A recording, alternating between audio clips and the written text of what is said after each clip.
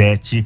A gente está aqui no programa Debates e hoje o debate não é com o César Cavalcante como mediador, é com o César Cavalcante como debatedor, né? Então a gente vai discutir uma questão muito relevante hoje, muito pertinente e que tem sido discutida cada vez mais pela Igreja de Cristo desde o século XX. Essa discussão tem sido erguida e tem sido levantada nos ambientes teológicos e nos ambientes eclesiásticos, e hoje a gente vai discutir essa questão que está aparecendo para você aí. O tema do debate de hoje é: a Bíblia condena o relacionamento homossexual? Mais uma vez aí, a Bíblia condena o relacionamento homossexual? Bom, eu sou o Léo Barbosa, eu sou da Igreja Assembleia de Deus de Guarulhos e fui convidado para mediar esse debate aqui. É uma tarefa árdua, obviamente. Eu não sou um mediador, eu participo do programa aqui como debatedor, eventualmente, né? Quando o pessoal que me tolera, me aceita para bater um papo, e geralmente é o César que vai mediar. Então é uma tarefa árdua mediar esse debate hoje aqui. Eu quero apresentar os debatedores, é uma tarefa árdua. Não vou substituir o César à altura, isso com certeza, tá bom? Mas a gente... Muito humilde pro meu gosto. Eu vou voltar aí pro meu lugar aí, em qualquer outra circunstância, tá? Então, eu sou o Léo Barbosa, você vai poder participar desse debate, além de assistir pelas redes sociais. Eu quero convidar você também a compartilhar o link que tá aparecendo para você, se você está assistindo a gente pelo Facebook, pelo YouTube. Compartilhe esse link para mais pessoas poderem assistir nos seus grupos de WhatsApp, aí no seu feed, tá bom? E você vai poder participar também fazendo suas perguntas, mandando suas opiniões pelo WhatsApp da nossa rádio, que é 984849988. 984849988. Você pode mandar suas opiniões, pode mandar suas perguntas, não mande os seus xingamentos, pelo amor de Deus, tá bom? Então a gente quer bater esse papo, apesar de entender que é um debate bastante polêmico, e a gente sabe que tem alguns ouvintes às vezes que entendem que a gente não deve entrar nessas discussões, nesses debates polêmicos. A gente entende que deve sim, porque isso promove a edificação da igreja e o esclarecimento do ponto de vista bíblico, do ponto de vista teológico. Então, para apresentar aqui os nossos convidados, César Cavalcante, que é da casa, ele dispensa apresentações, mas o César é reitor da Faculdade Teológica Bethesda. Ele é âncora dos programas Debates e Crescendo na Fé, aqui na Rádio Musical FM. E ele também é professor de hebraico e dos cursos internacionais da Faculdade Teológica Bethesda. Ele já foi pastor setorial da Assembleia de Deus e agora ele sentiu-se chamado para servir a comunidade genuína. Então ele é o primeiro convidado para estar aqui. Cumprimenta os nossos ouvintes aí. Ô, Léo, obrigado.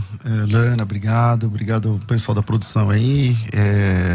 Imagino que você deve estar nervoso aí agora. Demais, tô nervoso demais. Mas que seja um papo aqui, um debate produtivo, e que seja esclarecedor para o ouvinte. Tá ótimo, muito obrigado pela sua presença aqui como debatedor. E do meu lado, aqui do meu lado direito, do lado esquerdo de vocês, eu estou com a Lana Holder. A Lana Holder é pastora da comunidade Cidade Refúgio, um nome bastante sugestivo, né? Igreja inclusiva, localizada no centro de São Paulo. Ela e a sua esposa, que está aqui presente, a Rosânia Rocha, ela vai participar aqui como ouvinte do debate. É um apoio direto, pessoal aí, um apoio físico e emocional aí do lado, né? Ela está aqui no estúdio com a gente. Então, elas fundaram em 2011 a comunidade evangélica Cidade Refúgio em São Paulo, que acolhe fiéis de diferentes orientações sexuais. Então, Lana, cumprimenta os nossos ouvintes e internautas aí. Agradecer pela oportunidade, né? Estar aqui na Rádio Musical, podendo ter esse lugar de fala e, como o pastor César falou, discorrendo de uma forma a trazer luz, a trazer compreensão e libertação, sem sombra de dúvida. E eu acredito que vai ser muito produtivo esse momento. Quero agradecer desde já pelo convite. A gente que agradece você ter aceitado esse convite. Eu sei que não é sempre que vocês aceitam esse convite para estar presentes nessas discussões, né? Em ambientes como ambientes de rádio evangélica, de igreja evangélica. Para a gente é um privilégio poder bater esse papo aqui. Então, a primeira pergunta que eu gostaria de fazer para vocês, e aí eu vou começar com você, Lana, as suas considerações iniciais, respondendo a essa pergunta-chave aqui, que é a pergunta tema do nosso debate. Você tem 3 minutos, tá bom? É claro que você não vai esgotar o assunto e a gente tem 1 hora para bater um papo sobre isso. 3 minutos para responder a essa pergunta que encabeça o nosso debate aí. A igreja condena o relacionamento homossexual? A igreja sim, a Bíblia não. A igreja... Aliás, não. Eu fiz a pergunta errada.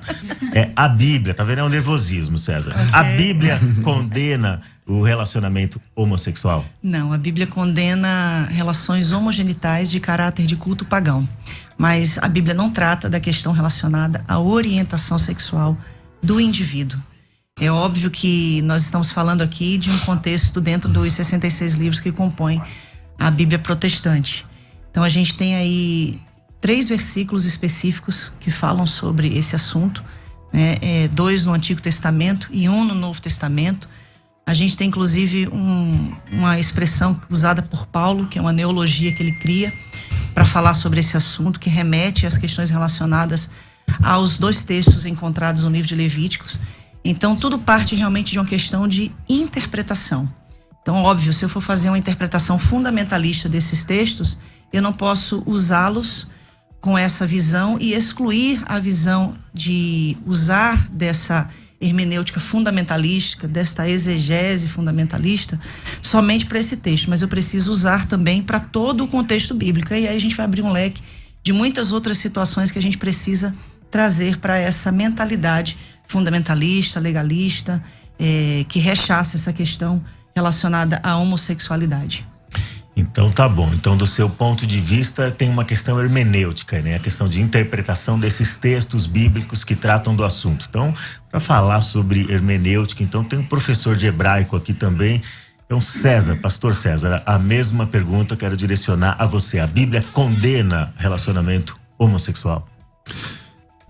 Em primeiro lugar, Léo e os demais ouvintes, eu quero deixar muito claro nessa minha participação que todo cristão verdadeiro, todo crente bíblico, todo cristão autêntico, todo homem, toda mulher cheio de Deus, ele não vai perseguir, não vai ser uma pessoa que odeia um pecador vindo de qualquer tipo de pecado.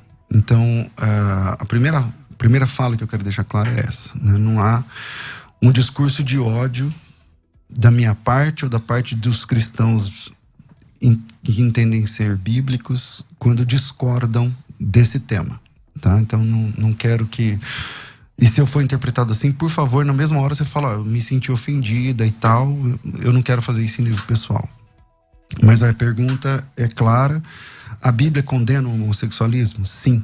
A Bíblia condena a homossexualidade? Sim. A Bíblia condena 2 homens e 2 mulheres que fazem sexo entre si? Sim. A Bíblia condena textualmente, a Bíblia condena literalmente. Essa condenação começa nas páginas do Antigo Testamento. E a gente tem que entender que leis dadas aos judeus no Antigo Testamento são leis dadas aos judeus, não tem nada a ver com a gente. Algumas leis dadas aos judeus são repetidas no Novo Testamento. E se são repetidas no Novo Testamento como ordenança para a igreja, então nós também, agora, nesse momento, a gente também tem que obedecer. Então, se é uma lei dita por Jesus, se é um mandamento dito por Jesus, ou por um dos seus apóstolos, aqueles que ele mesmo escolheu, você, e você, a Bíblia diz que nós, a igreja, ela está fundada na doutrina dos apóstolos. Então, se foi escrito por um apóstolo de Cristo, ou dito pelo próprio Cristo, então o que está colocado lá, não importa qual era o contexto, agora se traduz como ordenança para a igreja. Se traduz como ordenança para a igreja, que é o que acontece no caso desse tema, então sim, a Bíblia condena a prática homossexual. Literalmente. Então a gente vem aí, são 2 interpretações, são 2 hermenêuticas diferentes, né? A hermenêutica dele aqui é a hermenêutica que você adjetivou como fundamentalista, que é uma hermenêutica clássica, né? O que o pastor César mencionou aqui, pastora Alana, foi a hermenêutica que a igreja tem adotado ao longo de 1900 anos, e aí essa hermenêutica passou a ser questionada mais seriamente a partir do século XX, provavelmente, e agora, no século XXI, ela tem sido bastante questionada com outras hermenêuticas, como uma hermenêutica inclusiva e uma hermenêutica chamada generosa também por alguns pastores que tratam do assunto. Mas vamos para essa questão hermenêutica propriamente dita. Posso só abrir um parênteses aqui rapidinho? É que o pastor usou a palavra homossexualismo, e essa palavra ela já não pode mais ser usada porque o sufixo ismo denota doença. Isso já foi erradicado, inclusive, dentro do conceito de psicologia mundial. Então, é errado você colocar a expressão homossexualismo, porque a homossexualidade não é uma doença. Embora a gente saiba que a igreja até hoje não decidiu o que a homossexualidade é. Porque tem linhas teológicas da igreja que diz que é doença, tem outras linhas que dizem que é demônio. Né? Então, dentro do conceito científico, o sufixo ismo não pode mais ser utilizado, porque não é mais considerado doença. Aliás, a gramática que envolve esse debate, como tantos outros debates, né? A gramática que envolve esse debate, ela está sempre mudando, né? Então a gente acaba... Em minha defesa, só quero dizer o seguinte, que essa compreensão, ela é uma compreensão do movimento homossexual ainda. Não me sentirei ofendido se você me chamar de alguém que pratica o cristianismo, por exemplo, tá certo? E acho que o hindu não se acha ofendido de ser chamado de alguém que pertence ao hinduísmo, e o islã que pertence ao islamismo. Essa compreensão é uma compreensão gramatical recente, nova, e que não teve da minha parte aqui nenhuma razão assim para ofensa pessoal. Não, mas se você se sente ofendida, não, porque se você disser que é doença, que não é a minha abordagem, aí vai parecer que eu tô te chamando disso. Então não tô te chamando, tá? Então se você se sente melhor, ao invés de eu falar homossexualismo, homossexualidade, tá tudo bem pra mim. Mas o que a Bíblia condena é a prática de duas pessoas, duas mulheres que têm sexo entre si, dois homens que têm sexo entre si. Aí eu não sei exatamente o termo que você prefere, mas... Agora, a questão do ismo não está dentro de um conceito de sufismo, de sufixo. Está dentro de um conceito realmente científico. Eu não estou falando aqui de uma questão relacionada ao hinduísmo, cristianismo. Estou falando de um sufixo que é usado para denominar uma doença. Sim. Estou falando dentro de uma questão científica. Dentro de uma classificação você está falando, né? Então, dentro exato. Do jargão médico você está falando, do jargão científico e do jargão médico, né? Porque, de fato, como o pastor César mencionou, pastora, esse sufixo ismo, ele não vai denotar sempre uma doença, né? Ele, por exemplo, pode denotar uma escola de pensamento, no caso que ele descreveu aqui, uma religião e tudo mais. Mas vamos para as perguntas, já que a gente está mencionando aqui essa questão dos textos bíblicos e como a Bíblia trata do assunto, né? Eu achei interessante essa diferenciação que o pastor César fez, de chamar a atenção para a questão da conduta propriamente dito. A pastora mencionou aqui outra expressão, outro termo, que é o termo orientação. A gente sabe que essas duas palavras designam coisas diferentes. Orientação, hoje a gente está habituado a pensar nesse termo designando um desejo sexual, uma tentação sexual, uma inclinação sexual em favor de um determinado gênero, né? Então a gente chama isso de orientação. Orientação homossexual, orientação bissexual, orientação heterossexual. Conduta já não tem a ver meramente com o desejo, não tem a ver meramente com a inclinação, com a fantasia, com a tentação, mas tem a ver com a prática propriamente dito. Então a pergunta que fica agora para vocês dois responderem, aí eu vou pedir 2 minutos para vocês responderem, tá bom? Existem passagens clássicas no Antigo e no Novo Testamento que parecem condenar claramente a conduta homossexual. Homem se deitando com homem, mulher se deitando com mulher. A Bíblia não fala nada sobre orientação sexual no sentido que nós aprendemos agora, no sentido moderno da palavra. Então ela não vai falar sobre inclinação, ela vai falar sobre a conduta. É a conduta que é condenável. Então aparecem inúmeros textos, não são muitos textos, mas são textos suficientemente claros, pelo menos do ponto de vista da teologia e da hermenêutica cristã ao longo de quase 20 séculos. Como um cristão honesto com a Escritura, que quer se submeter à palavra de Deus, deve interpretar essas passagens, como por exemplo em Levítico, Deuteronômio, as passagens nas cartas do apóstolo Paulo. Como que um cristão pode lidar com essas passagens, ao invés de fugir? Porque o que eu percebo assim, há alguns homossexuais ou militantes da causa LGBT que simplesmente negligenciam a Bíblia, negam a autoridade da Bíblia, a suficiência da Escritura e partem por uma interpretação pessoal. E nesse não me parece ser o seu caso. Você vai para a Bíblia e vai lidar com esses textos. Como é que um cristão honesto pode ir para a Bíblia e lidar com esses textos, pastora Lana? Primeiramente, eu quero dizer que existe uma grande dificuldade de um cristão lidar com essa questão, principalmente se for um cristão gay. Porque ele cresce ouvindo que ele não é aceito como é. Sim. Né? E muitas vezes existe até aquela homofobia cordial. Deus ama o pecador, mas aborrece o pecado. A gente te ama, mas você tem que mudar. É uma linguagem que até é cheia de cordialidade, mas por trás disso existe realmente uma rechaçação, uma exclusão. Segunda coisa que a gente precisa entender é que a Bíblia, ela vai sempre precisar ser avaliada dentro de uma questão popular. E quando eu falo de uma questão de interpretação popular da Bíblia, eu estou falando de um triângulo da hermenêutica. Eu estou falando da realidade pessoal da pessoa, da realidade da comunidade e da realidade social. Então, eu não posso usar textos, por exemplo, o texto mais antigo, mais recente do Antigo Testamento foi escrito 450 anos antes de Cristo.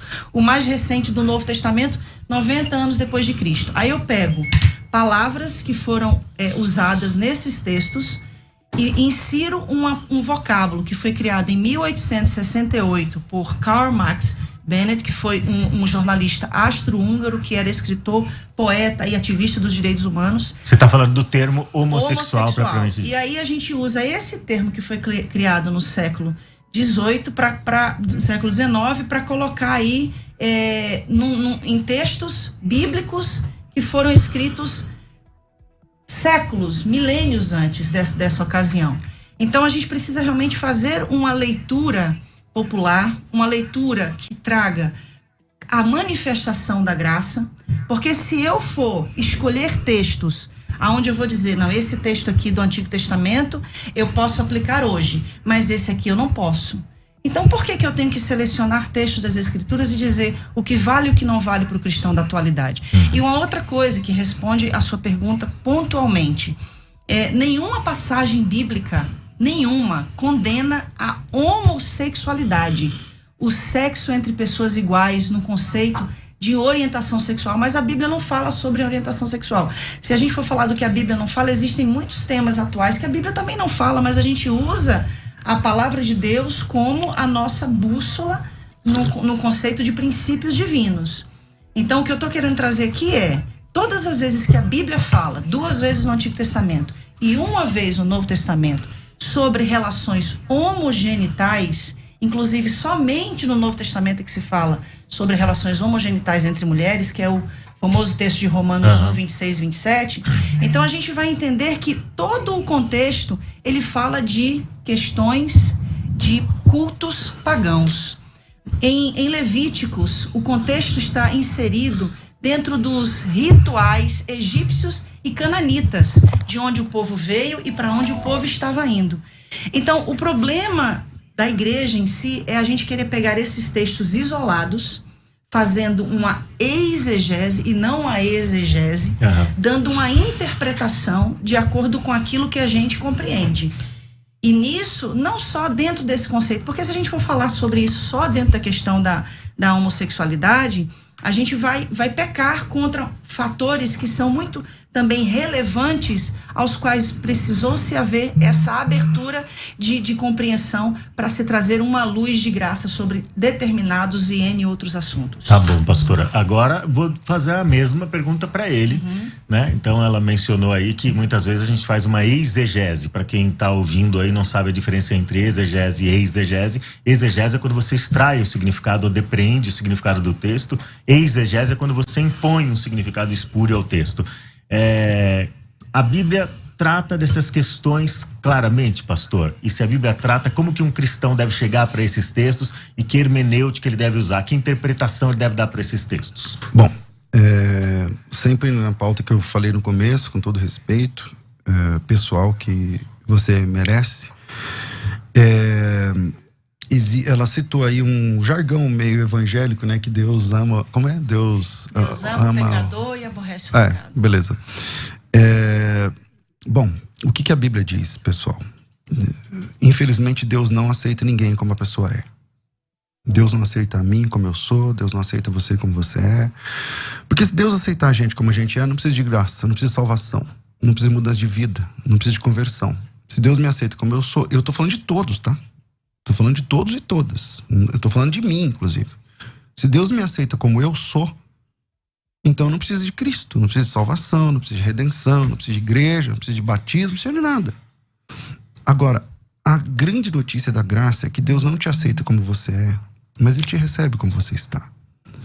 E isso é para heterossexuais, isso é para homossexuais, tá para todos os seres humanos. Você está entendendo?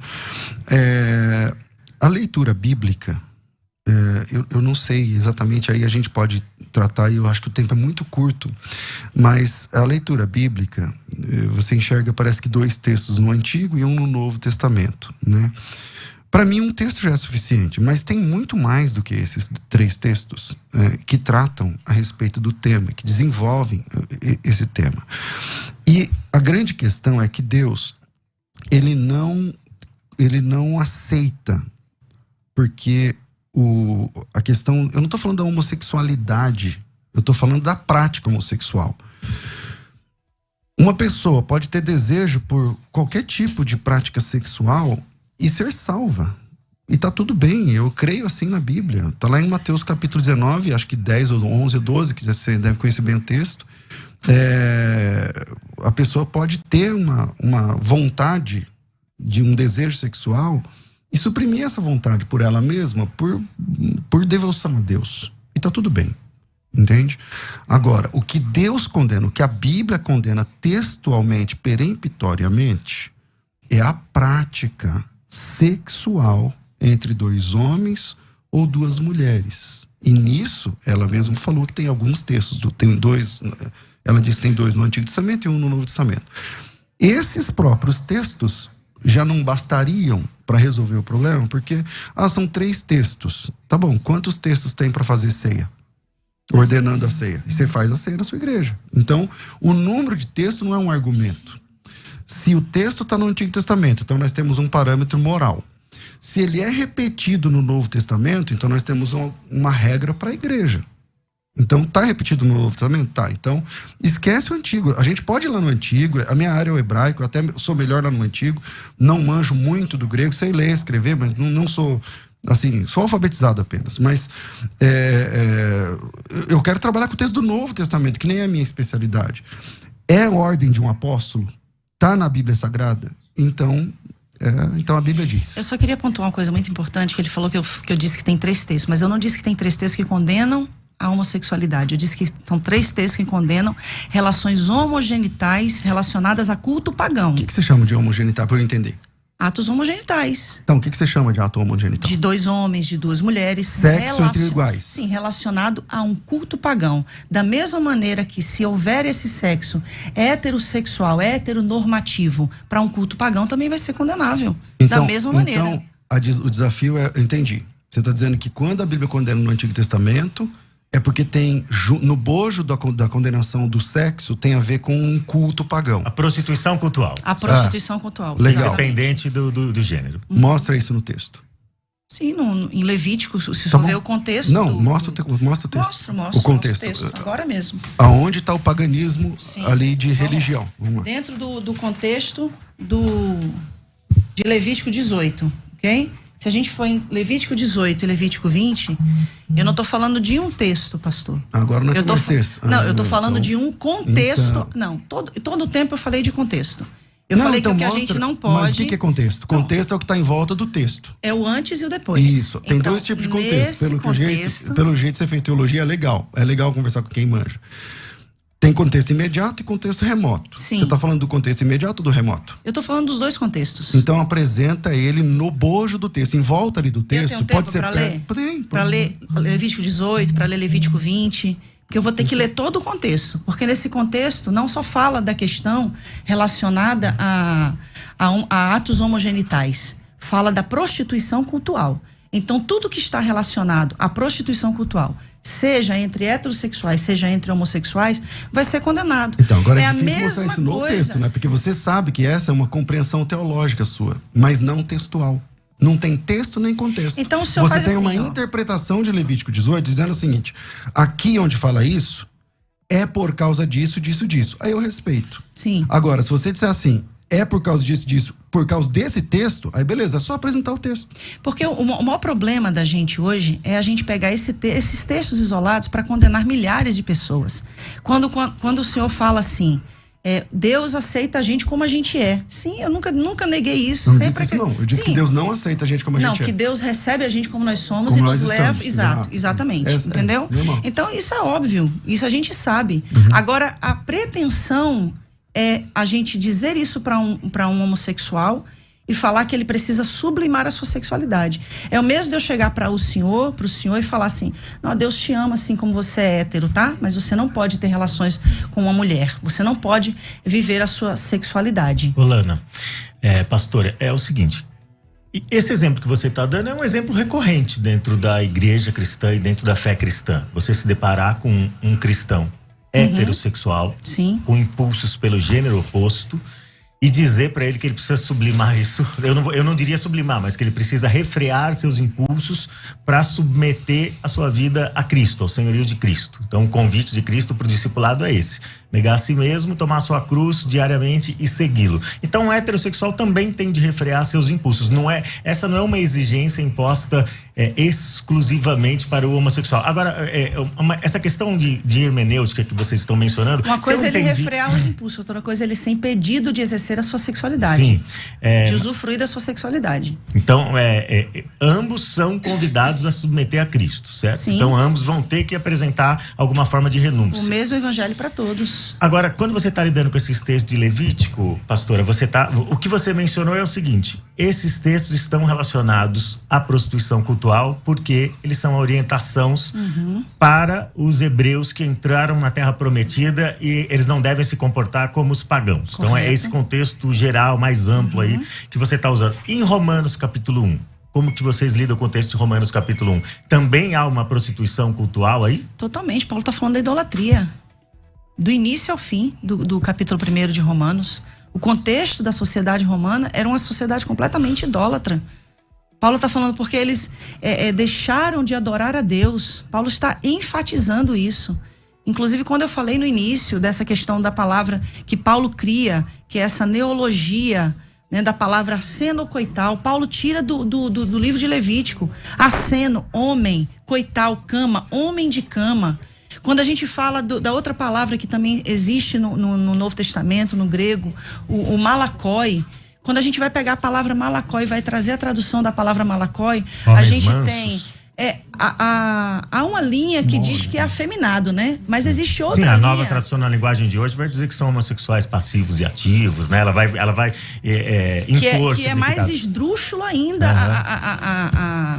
o significado. Então, quando se fala do malakoi, está se falando de devassidão, está se falando de uma falta de descontrole, né, daquela pessoa que é levada pelas suas compulsões sexuais. Agora, deixa eu passar pro pastor César. Você concorda, pastor César, que Romanos 1 está tratando de prostituição cultural e meramente isso? Eu acho que tem que ficar claro o seguinte, que a posição da minha colega de debate hoje, ela é uma posição, é uma compreensão pessoal. Ok, uma compreensão pessoal, tudo bem, você compreende isso. Agora, quando eu peço o texto, não, esse é o contexto. Tá bom, me mostra o contexto. Não tem contexto, porque você sabe que não tem contexto. Claro que eu sei que tem contexto. Então me dá o contexto. Estou aqui, eu posso ler Levítico 18? Tô esperando. Lá. Então, ok, Levítico capítulo 18, relações sexuais proibidas. A minha tradução, inclusive, é da linguagem de hoje, né, que tanto é usada para condenar os homossexuais. O Senhor Deus deu as seguintes ordens para os homens de Israel: não tenha relações com uma mulher que seja sua parente. Abraão já estava no sal aí, né, porque ele casou com a irmã. Não tenha relações com a sua mãe, isso seria uma vergonha para o seu pai e também para a sua mãe. Não tenha relações com qualquer outra mulher que pertença ao seu pai. Não tenha relações com a sua irmã, seja por parte de pai ou de mãe, ou somente por parte de pai. Ele começa com a lista de questões que são proibitivas. Não tenha relações com a sua neta, neta, isso seria uma vergonha. Não tem relações com a sua tia, e por aí vai. Não tem relações com a sua nora, não tem relações com sua cunhada, não tem relações com sua filha. Ele continua, não case com a sua cunhada, não tem relações com a mulher durante a menstruação. Aí eu acho que tem muito homem que está com dificuldade aqui, viu? Não tenha relações com a mulher de outro homem, isso torna você impuro. Aí o divórcio, que é tanto defendido hoje na atualidade, ficaria difícil também de ser aceito. Nenhum pai deverá entregar o filho ou a filha para servir o deus Moloque. Aí entra na idolatria. Olha só, tá falando da idolatria. Isso seria profanar o santo nome de Deus, o Senhor. Nenhum homem deverá ter relações com outro homem, depois da idolatria. Então, o contexto me leva a entender que o texto está apontando para uma questão cultual. Ele sai de relações e entra no texto anterior a prática da idolatria e dos cultos pagãos, falando especificamente de Moloque. O texto que diz a respeito de Moloque, primeiro eu estou devendo os 2 minutos lá sobre as palavras gregas que elas citou, mas eu volto, né? Vamos lá. Todo mundo que conhece o texto bíblico sabe que os mandamentos de Deus, eles não estão tabulados por tema. Não estão tabulados por tema. Então o tempo todo é assim. O tempo todo. Qualquer perícope de qualquer texto de mandamentos de Deus, eles vão sendo tabulados e o assunto vai sendo trocado. Não existe epígrafe. A epígrafe é uma criação nossa. A entrega dos meninos para Moloque é uma questão de queimar o filho no fogo e tal, tudo mais. Na sequência, ele volta a tratar de um assunto sexual. É só ler o texto. É a sua interpretação, eu também respeito. Não estou interpretando. É só ler o texto. Eu acabei de ler. Então lê o texto. Vou ler de novo. Pois não, vamos lá. O próximo texto. O texto Nenhum que você pai deverá entregar o filho ou a filha para servir o deus Moloque. Isso seria profanar o santo nome de Deus, o Senhor. Nenhum homem deverá ter relações com outro homem. Pronto. Tá, mas e aí? Aí, onde está o Moloque aí agora? Mas acabou de ser citado o Então, Moloque. mas o texto anterior, veja como não tem credibilidade para ser o contexto que você está chamando. Vou te explicar por quê. Mesmo estando dentro do contexto, não tem credibilidade. Vou te explicar por quê. Porque o texto, o versículo anterior, fala de um pai que entrega um filho para ser queimado no fogo. E o senhor acha que o filho era só levado lá a ser entregue? Tinha todo um ritual pagão antes da criança ser morta. Mas não tem ritual sexual entre o pai e o filho. Nunca teve. Tá? Quando entrega para Moloque. Tá? Mas você pega vários rituais reis, sexuais entre os sacerdotes os que se oferecia. Não a Moloque. É só estudar o deus Moloque, que o deus Moloque, ele recebia, as crianças eram queimadas, o rito era esse. Não tinha ritual sexual. Para Moloque, não. Outros têm. Existem deusas, por exemplo, Ishtar e tantas outras, que têm uma questão sexual. Mas não é o caso do deus Moloque. O próximo texto, então, nesse não tem nada sexual. Tem a questão de entregar o filho para ser queimado. No próximo texto, ele não fala de filho a ser queimado, não fala de Moloque e fala que um homem não pode deitar com outro homem. É só ler o texto. Mas agora, ele está dentro de um contexto de ritual pagão. Não está dentro de contexto de ritual pagão. Agora, para responder a questão dos termos, né? O pastor César vai mencionar essa questão dos 2 termos gregos aqui, vai explicar. E aí já quero pedir para os ouvintes, vão mandando suas perguntas, suas opiniões para a rádio pelo WhatsApp 984849988. A gente vai responder definir esses 2 termos aí biblicamente, do ponto de vista do pastor César, e aí a gente vai vir pro break em seguida, tá bom? Beleza. Vamos lá. O apóstolo Paulo não inventou essas palavras, tá? Essas palavras não eram um neologismo do ponto de vista da Bíblia no primeiro século. Essas palavras já existiam, o apóstolo Paulo usou. Para quem gosta de tradução da Bíblia, eu trabalho com tradutologia bíblica e tudo mais, existe um termo, Lana, que chama-se... É um termo dentro da questão da tradução, quando a palavra aparece apenas uma vez na Bíblia. Então, é um caso de rapax legomeno. É uma forma técnica de falar assim, as palavras só apareceram aqui na Bíblia. Nem o arsenocoites, nem o malacós são casos de rapax, do ponto de vista técnico. Ou seja, eles aparecem mais de uma vez no texto. Essas palavras, elas não foram inventadas. Se você pegar os grandes dicionaristas, eu selecionei aqui uns 3 ou 4. Thayer, por exemplo, ele entende que a palavra arsenocoites, na página 75 do dicionário, é sodomita e igual a alguém que se deita com outro homem como se fosse mulher. Eu estou falando o que diz os dicionários. O dicionário Abbott Smith, na página 61, ele fala exatamente a mesma coisa. O dicionário Bauer, que é um dos principais dicionaristas do mundo, ele fala o seguinte, que essa palavra arsenocoites, ele significa um homossexual que faz papel masculino ou um pederasta. O dicionário Grinch, ele fala que, na página 34, é um homossexual. São muitos dicionários, tá certo? Então, dizer que aquela palavra não quer dizer o que ela está dizendo, aí tem que brigar com toda a história, a cultura e os dicionários. Não falando de dicionário de agora, estou falando de dicionário de 500 anos atrás. Enfim, essa era a compreensão. O apóstolo Paulo não inventou essa palavra, ele usou uma palavra corrente na época. É claro, você citou aí a origem da palavra homossexual. Sim. É uma palavra nova, não tem como ter a palavra homossexual nos textos, nos registros bíblicos. Assim como não tem como ter a palavra dinossauro, que tem 200 e poucos anos. Então, aí a grande, acho que é um grande desafio para quem traduz a Bíblia, é encontrar a palavra mais moderna para explicar aquela palavra que tá ficando mais, que ficou arcaico ou antiga. Na Bíblia anotada Oxford, considera, né, que, eu acho que todo mundo aqui vai concordar, né, que é uma das Bíblias mais relevantes academicamente no mundo, né, traz notas que validam a não condenação dos homossexuais referente a essas passagens. Uma outra Bíblia também muito respeitada no mundo teológico e acadêmico é a Bíblia de Jerusalém, uma das traduções que é mais respeitada. Então, nessas Bíblias, esses termos malacó e arsenocoital não são considerados termos relevantes a práticas homossexuais. Bom, a gente vai voltar no próximo bloco para continuar discutindo essas questões. Continue mandando suas perguntas, continue mandando suas opiniões e a gente vai interagir com os nossos ouvintes e internautas logo depois do break. Conversa entre amigos. Musical FM. Salve família da Musical FM, nós somos o Preto no Branco. E estaremos com vocês dia 13 às 11 horas da manhã no Conversa Entre Amigos. Vai ser de fato uma conversa entre amigos, estamos ansiosos para ver o pastor César Cavalcante e falar com vocês de todos os cantos desse Brasil que vão conversar com a gente e com certeza Deus vai se fazer presente nessa entrevista. Estamos ansiosos já. Deus abençoe.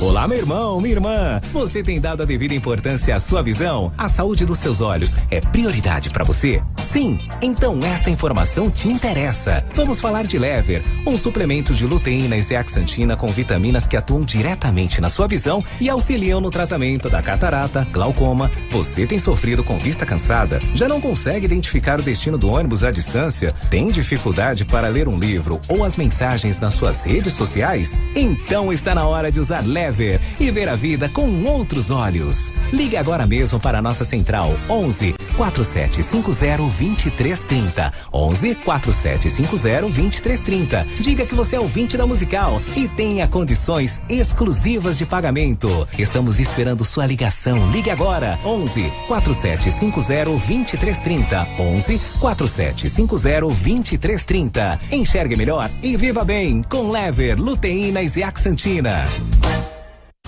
Você está ouvindo Debates aqui na Musical FM. Ouça também pelo nosso site www.fmmusical.com.br. É isso aí, a gente está no debate da Rádio Musical FM. Para você que entrou agora aí no nosso dial, que entrou nas nossas redes sociais agora, no YouTube, no Facebook, está acompanhando a partir de agora. O nosso debate de hoje é sobre o tema A Bíblia condena o relacionamento homossexual? E para debater esse assunto aqui, eu sou Léo Barbosa, estou mediando hoje excepcionalmente esse debate porque o pastor César Cavalcante está aqui, é um dos debatedores e ele foi convidado especialmente para estar aqui nesse debate hoje para discutir do ponto de vista bíblico-teológico, e a pastora Lana Roder também está aqui para discutir esse tema com a gente. Então, a gente terminou o bloco anterior falando sobre os termos e as passagens que aparecem tanto em Levítico quanto nas cartas do apóstolo Paulo, e a gente lidou especificamente com o texto de Romanos capítulo 1, e a defesa da pastora Lana, pastor César, é de que esses textos não tratam meramente de uma relação entre dois homens ou entre duas mulheres, mas ela associa isso à questão da prostituição cultural e da idolatria. Então essa é a questão. O que a Bíblia vai dizer pra gente, obviamente, acho que todos nós concordamos aqui, é que o sexo fora do casamento é pecado. Então eu preciso entrar nessa questão. Que a gente concordou nisso aí. Isso com certeza nós concordamos. Tem militantes LGBT que não concordam com isso, que acham que o sexo é fluido e pode ir acontecer onde o instinto mandar, né? Então a gente entende que não é assim. O sexo tem que acontecer dentro do casamento para estar dentro da vontade de Deus, agradar a Deus e ser compatível com a vida de um discípulo de Jesus Cristo. É essa a questão. Então a questão que fica para mim é a definição do termo. É certo que não existem tantos textos no Antigo e no Novo Testamento que vão dizer de maneira negativa explicitamente sobre a questão da homossexualidade, da prática homossexual. Como o pastor César mencionou aqui a questão da ceia, uma escassez ou uma suposta escassez de textos não é suficiente para a gente destruir o argumento. Pelo contrário, um texto sobre a ceia é suficiente para a gente praticar a ordenança ao longo de 2000 anos. Mas a questão é a seguinte: apesar de haver poucos textos no Antigo e no Novo Testamento que se referem a esse assunto da homossexualidade especificamente, o que a gente encontra no Antigo e no Novo Testamento é um padrão de casamento ou de relação sexual chamado heteronormativo, como se dizem por aí, né? Então a gente percebe isso no Antigo e no Novo Testamento, um padrão de uma relação entre um homem e uma mulher, uma relação monogâmica, uma relação heterossexual, uma relação permanente ou indissolúvel. Você mencionou o divórcio agora há pouco, né? A gente teria problema com o divórcio, o recasamento. Então, uma relação indissolúvel e dentro da comunidade da fé. Não pode ser uma relação interreligiosa. Então, é mais ou menos assim que a Bíblia apresenta isso de maneira onipresente no Antigo e no Novo. Então, se a gente tivesse que definir casamento do ponto de vista bíblico, do ponto de vista cristão, o que é o casamento? Essa instituição que é exclusiva aí para quem quer desfrutar de sua sexualidade. O casamento, dentro do contexto bíblico, né, liga duas pessoas. Se a gente for usar um padrão, se Adão e Eva for o padrão, então a gente vai ter que desconsiderar, inclusive, muitos casais heterossexuais, porque destoam desse padrão. Eu não sei se Adão e Eva eram loiros, se eles eram pretos, eu não sei se eles eram albinos, eu não sei quem eles eram. Então, tudo que destoe do conceito, do padrão de Adão e Eva, então seria fora do padrão que a gente considera como aprovado por Deus. Se a gente estiver falando, então, de um homem e de uma mulher, onde o homem ou a mulher são estéril, porque Deus mandou eles crescerem, multiplicarem, então eu também estou saindo de dentro de um conceito de padrão. E também não seria aceitável. Então, como duas mulheres casadas, né, que graças a Deus nos deu esse privilégio, depois de muito lutar, né? Em 2013 saiu a lei que possibilita o nosso casamento.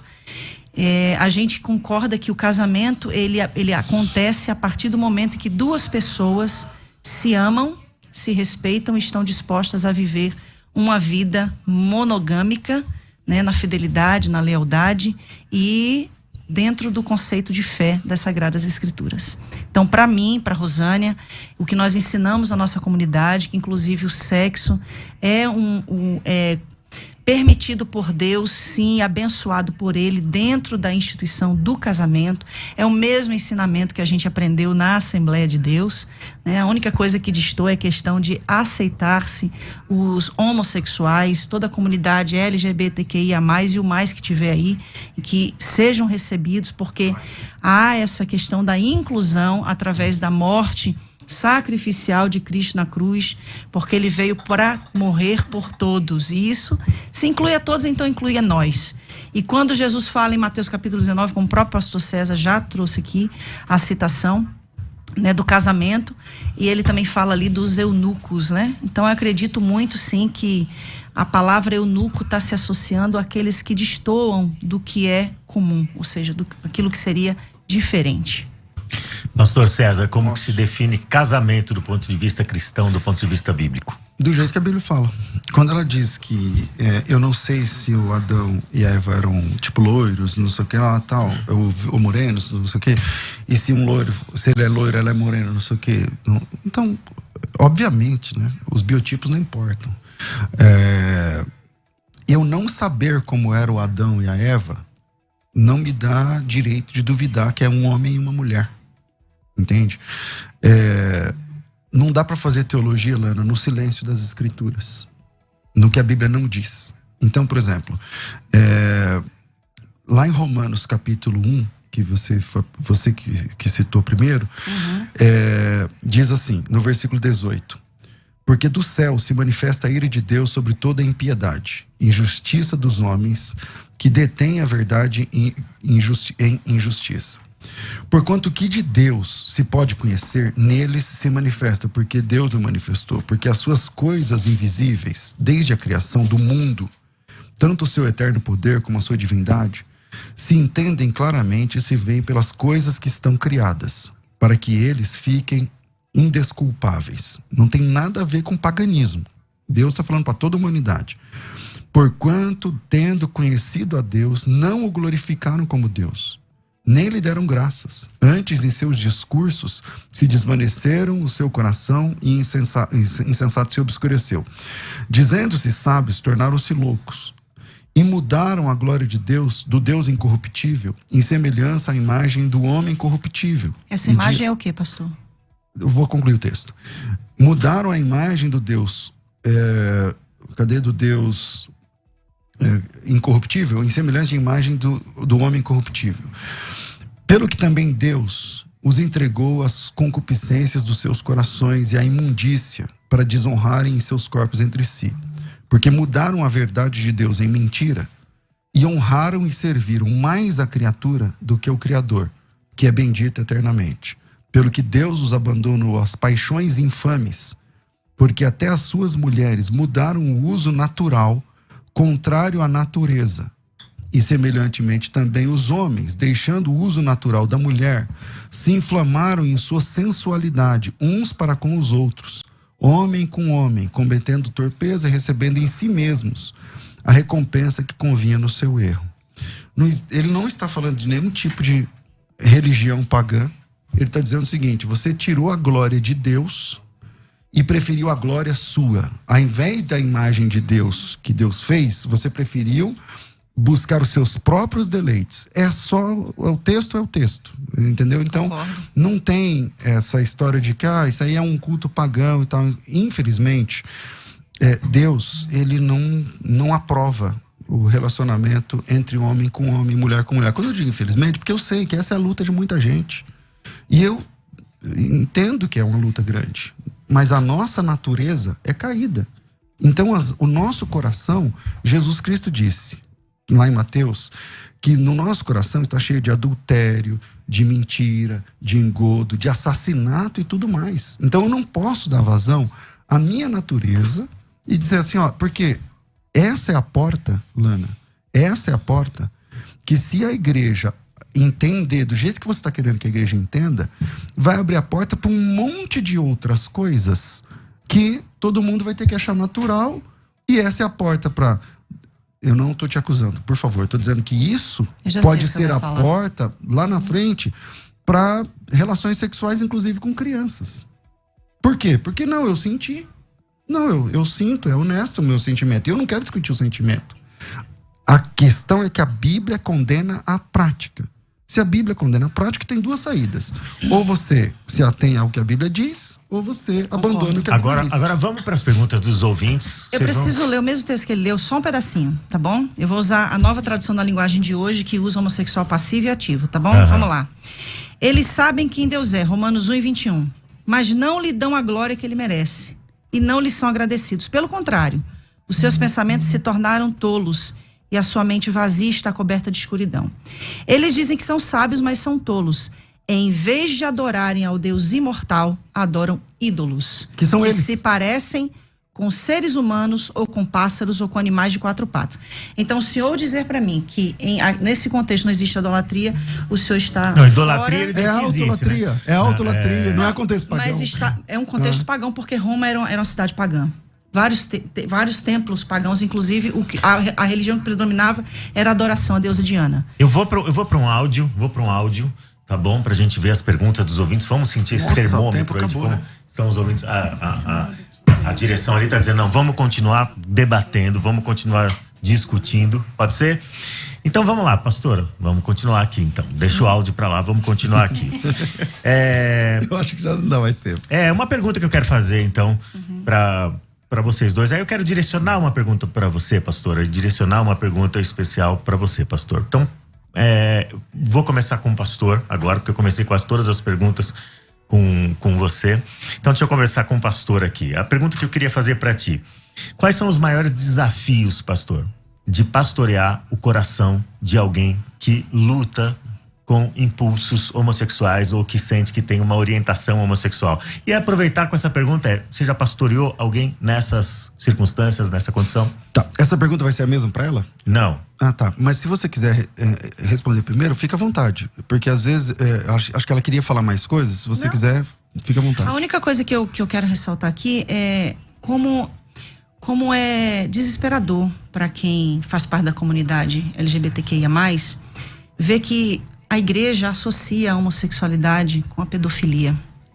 Como eu já vi, por exemplo, pastores renomados dizerem que se liberar hoje o sexo entre iguais, vai ter que liberar o sexo com animais. Então são comparações esdrúxulas, principalmente que se eu pegar os índices de pedófilos que estão presos, a maioria, quer dizer, uma grande maioria são heterossexuais e não homossexuais. Então a gente precisa dar um norte nesse assunto, levando que a questão da homossexualidade não tem nada a ver com caráter. Assim como o fato de alguém ser hétero não significa que ele tenha um caráter ilibado. Da mesma forma como uma pessoa ser homossexual não significa que ela tenha um caráter desajustado. Eu concordo com isso, tá? Não tô dizendo que você ou coisa... Eu não aliei você à pedofilia, eu tive esse cuidado. Mas o que eu tô dizendo é o seguinte... Eu acho que a associação, se eu entendi, César, a associação que ele fez foi a seguinte: se você relativizar esse termo, se você relativizar o casamento, ele não relativizou o termo casamento, porque ele manteve essas premissas aqui. É uma relação monogâmica, indissolúvel dentro da comunidade da fé e heterossexual. Que era a minha vez aqui, então vamos lá. Qual que é o ponto do relacionamento sexual homossexual? De fato, a Bíblia chama esse relacionamento de relacionamento antinatural. A Bíblia chama esse relacionamento de... É uma abominação, porque é contra a natureza. É só olhar. Se todo mundo for homossexual, acabou o mundo. Então é antinatural. Lá na Bíblia, em Levítico 18, o texto, na sequência, ele diz o seguinte: isso, você não vai deitar com o homem como se fosse mulher, porque isso é uma abominação. E na sequência... E eu não estou usando isso, quem usou o contexto foi mais a Lana, mas na sequência, ele vai falar sobre um homem se deitar com um animal. Se é para usar contexto, ele tá, ou seja, ambos são relacionamentos antinaturais, entende? Então, infelizmente, a Bíblia condena o relacionamento sexual entre 2 homens ou entre 2 mulheres. Então, mas há espaço na graça de Deus para receber essas pessoas. Eu acho que a igreja tem que repensar a forma como lida, como fala, tem que ser muito bem-vindo na comunidade cristã, tem que dar bem-vindo a essas pessoas, mas ela tem que buscar que em Deus, lá no começo eu disse, Deus não te aceita como você é. Se ele te aceitasse como você é, não precisava de igreja, precisava de salvação. Ele me aceita como eu sou, porque tá bom, eu tô salvo. Mas não, isso é para todos os pecadores, inclusive para os homossexuais. Então ele precisa agora se enquadrar na doutrina bíblica. Agora a questão pastoral, pastor. Como que receber da melhor forma possível. Já tive experiência de pastorear. Eu sou pastor há 20 e poucos anos, então imagina. Já tive experiência de pastorear pessoas assim. Ganhei alguns, perdi outros. Como acho que todos os pastores. Acho que você é pastora. Você perdeu gente, ganhou gente. Tem a pandemia aí, tem gente que foi, não voltou mais. Tá? Funciona assim. E isso pra mim funciona pra heterossexual e pra homossexual. Eu queria falar só uma coisinha, bem rapidinho, porque eu sei que... 2 minutos pra encerrar, senão você vai... 2 minutos. Vou perder a chance de fazer uma pergunta 2 minutos. Eu sei que essa situação, essa questão é uma questão muito polêmica. Eu não duvido que a igreja esteja buscando compreender para incluir. Só que nesse processo a gente tem perdido vidas. E nós precisamos sim fazer uma releitura das Sagradas Escrituras, como essa mesma releitura foi feita acerca de outras questões. Se eu vou usar o que o pastor César falou aqui, que o que os apóstolos falaram, eles falam também com em nome de Cristo. Paulo, ele fala da escravidão. Então, se eu for levar em conta o que Paulo fala da escravidão, eu vou ter que manter a escravidão como um conceito social. Então, eu preciso realmente fazer uma releitura das Escrituras como um todo, pastor. E eu não estou aqui num lugar de alguém que é homossexual, defendendo os homossexuais. Eu estou aqui no lugar de uma alma que entende, não com uma resposta somente provinda das Sagradas Escrituras, que é a minha base de fé e prática. Os 4 anos que eu vivi em conflitos e todos esses anos pastoreando pessoas que chegam ali desesperadas, que inclusive de cada 5 pessoas que se suicidam hoje, 3 são homossexuais dentro dentro da realidade da igreja. Então, assim, a gente está falando de uma questão que vai além de uma exegese, além de um hermenêutico, fala de eternidade. Nós precisamos ser movidos por compaixão, movidos por misericórdia. Se a gente usar esse critério que a gente está usando para falar da homossexualidade dentro do contexto da Bíblia, nós vamos ter que usar esse critério para falar de outros N contextos e mudar a igreja acerca de N questões. Agora eu preciso fazer uma pergunta. Faça, por favor. Você ficou muito conhecida no meio evangélico depois da sua conversão. Seu testemunho de conversão, um testemunho maravilhoso, né? Que envolve inúmeras questões. E aí você, nesse testemunho que você sempre compartilhou, você mencionava o fato de você se perceber liberta. Eu não vi você usar esse termo curada, não sei se você usava esse termo também, mas você se apresentava ser liberta de questões como as drogas, o álcool, o próprio tráfico, né? E a questão da homossexualidade.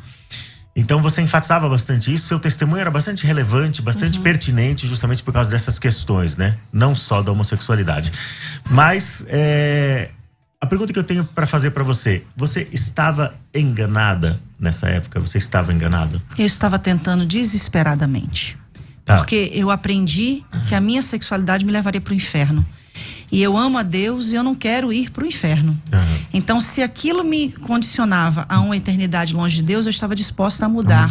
Fosse o que fosse preciso fazer, inclusive me casar.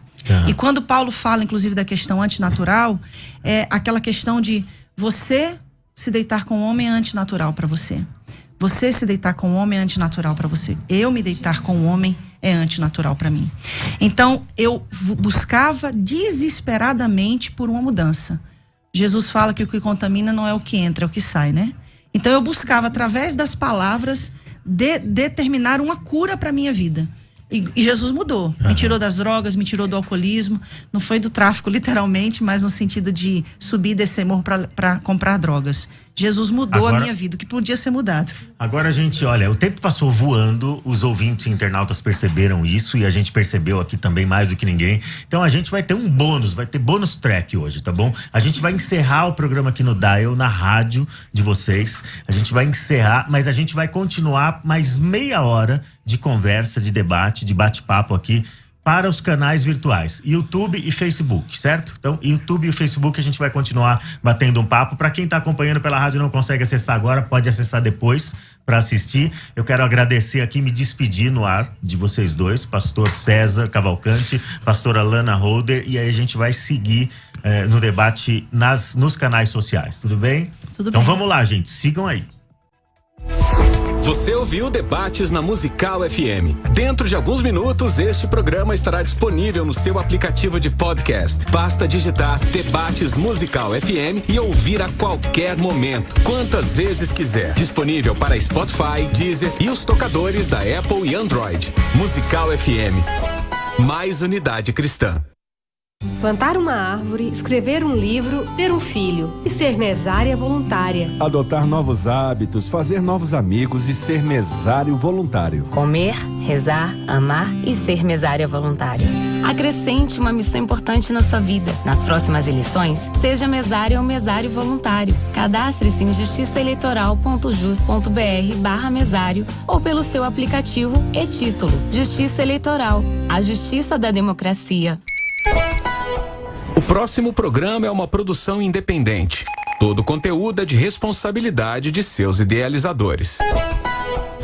Você está ouvindo Debates, aqui na Musical FM. Ouça também pelo nosso site www.fmmusical.com.br.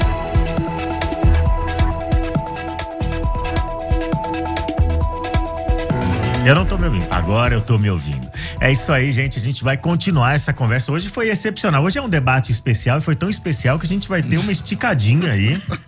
30 minutos batendo um papo. A pastora Lana Roder conseguiu adiar um compromisso dela e eu espero que tenha conseguido. Alguém vai ter que esperar meia horinha a mais. E o pastor César também se voluntariou para estar aí mais meia hora pra gente continuar conversando. Meia hora, mas o que passadiça de procedência maligna. Eu tenho compromisso também. Então vamos continuar conversando. Agora a gente vai poder lidar com as perguntas dos ouvintes, certo? Agora a gente consegue lidar com as perguntas dos ouvintes. Exatamente. Consegue colocar um áudio aí? Vamos lá? Bom dia para todos os debates. Meu nome é Jael, sou da Vila Medeiros. Minha pergunta é a seguinte: se Deus não condena, como haveria humanidade se houvesse só homem ou houvesse só mulher? Se Deus não condena. Vai que essa daí tá pergunta fácil. Boa, né? Essa pergunta foi Deus fácil. não condena porque Deus é um Deus de diversidades, de pluralidade. Deus criou o homem e a mulher, Deus criou dentre os homens e as mulheres seres com diversidade de orientação sexual. Deus criou o hétero, Deus criou o gay, Deus criou o bissexual. Lembrando, abrindo um parênteses aqui gigantesco para ninguém achar que a gente está promovendo a imoralidade, que o fato de alguém ser bissexual não significa que ele pode ficar com duas pessoas ao mesmo tempo. Ele vai ter que escolher uma das duas. Ele vai ter que parar de ser bi. Não, ele vai ter que escolher uma das duas pessoas para construir uma vida e uma família. Então, nesse momento ele parou de ser bi. Não para, porque ele é bissexual. Então ele consegue ter relações tanto com o homem quanto com a mulher. Então, ele vai ter que deixar de ser bi na conduta, certo? Por exemplo, você se casou com a primeira mulher com quem você se apaixonou? Então. Certamente que não. Então você escolheu alguém um dia. Então é normal, entendeu? Então, mas a partir daquele momento que ele escolheu... Ele escolheu alguém, ele não é bígamo, então, ele é monogâmico. De qualquer forma, você vai ter que renunciar, como ele mencionou aqui, você vai ter que deixar de ser bi. Pelo menos na conduta, você vai ter que deixar de ser bi, certo? Você só vai a partir poder... do momento que você casa, você tem que deixar de ser tudo. Você tem que ser só pra aquela pessoa com quem você se Não casou. vou dizer que você morreu, que é muito radical, Exato. né? Eu posso ser lésbica, mas eu sou casada. Então... Pastor, como que responde a essa pergunta dele? Eu vejo que realmente o assunto é bem complexo. Eu vejo sinceridade na fala da Lana. Infelizmente, a sinceridade não salva. Quem salva é Jesus Cristo, na Bíblia. Uma pessoa sincera e enganada, Lana, está sinceramente enganada. E o texto das Escrituras é claro por demais. Por demais. O problema é se não tivesse esses textos no Novo Testamento, porque no Antigo Testamento é uma norma, pode ser só para Israel, tem várias coisas que são leis no Antigo Testamento, mas que não chegaram para o Novo Testamento, entende? Mas a partir do momento que tem um apóstolo de Cristo, ordenado por Cristo, dizendo que aquilo não pode ser feito, então nós somos... Por exemplo, eu gostava, né, quando eu não era crente, de comer chouriço, por carne feita com sangue. Eu posso comer carne com sangue? Não. Por quê? Porque lá em Atos, capítulo 15, diz assim, diz assim, ó, então pareceu bem ao Espírito Santo e a nós não impor mais nenhum cargo além desses. Não sei o que, carne com sangue. Aí eu falei assim, meu Deus, então, o que eu faço? Então eu não como mais chouriço. Então a gente deve considerar que se o que está escrito na lei e foi reiterado pelos apóstolos deve ser mantido? Como ordem. Como ordem. Ok, e a escravidão? Mostra uma escravidão, uma ordem de escravidão. Não, Paulo fala sobre uma ordem. Questão da escravidão. Não mostra qual é a ordem. Vós, servos, sede obedientes aos seus senhores.